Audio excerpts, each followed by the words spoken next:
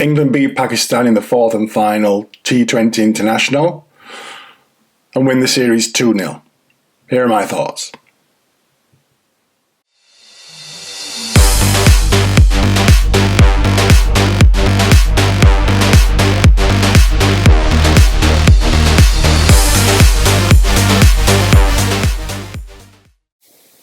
Hello everybody and welcome back to another video. As I said in the intro, England managed to get over the line quite comfortably for the second time in the four-match series against Pakistan, the T20 International Series. Of course, two were rained off. This one threatened to get rained off, but ultimately a 2-0 victory before the teams fly off to the USA and the West Indies on Friday, tomorrow. Okay, for this game, Pakistan made two changes. They brought in Usman for Ayub. That allowed Babar and Rizwan to rekindle their opening partnership, and they dropped Imad as well. Imad Wasim, and I don't know, he was my sort of Pakistan player of the game in the last result that they had. So I didn't quite understand that. England made just the one change. They brought in Mark Wood for Reece Topley.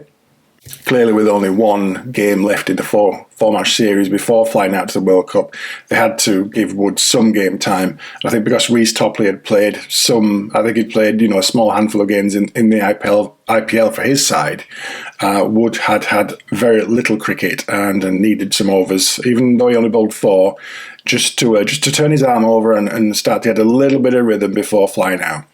So we can just take a little look at the headlines, the mini scorecard. So Pakistan batted first. They were bowled out on the penultimate ball. They lasted 19 overs and 5 balls, with Haris Rauf getting run out off that next to last ball. They got 157, and that was after a decent start. I think Babar and Rizwan both looked okay. They were both scoring above a run a ball. Babar 36 of 22, Mohammad Rizwan 23 of 16, and they got a 50 partnership, so it was all going well. I think they were going at just about 10 and over for the power play. Usman came in at 3, and he did really well. He top scored for Pakistan with 38 of 21. I thought Babar looked really well organised though, so he was my Pakistani batter of the match. My man of the match, Adil Rashid, got 2 for 27. Is no doubt England's premier white ball bowler and ranked number 1 in T20 internationals right now. So fair play to him.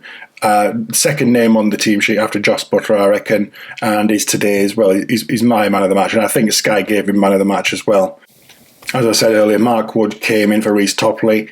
He bowled rapidly. I think there was a couple of balls, both up around 95, 96 miles an hour. He managed to pick up a couple of wickets, and he really did look threatening. That extra sort of X-factor pace that just even catches the best batsman out. And also, for some unknown reason, Liam Livingstone keeps on getting wickets with whatever he bowls. Apparently he bowls leg spin to right-handers and off spin to the left-handers.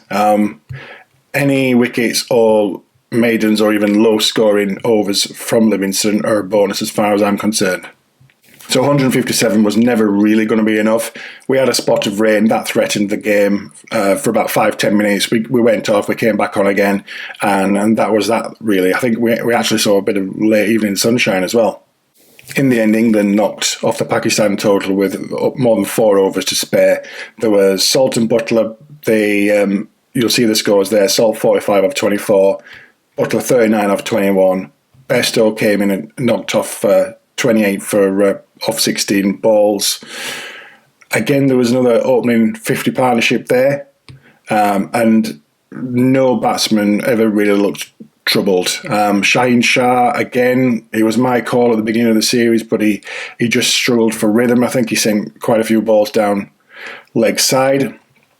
On that matter, the keeper, the Pakistan keeper, I forget his name right now, I think he's going to come in for some scrutiny. Didn't get any runs, didn't get in the first game, dropped 2 fairly easy catches, although he took 1 or 2, I think it was 1.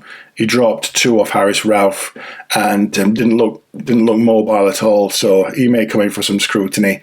So a 2-0 win for England is probably right. both sides got a little bit stronger compared to the first game.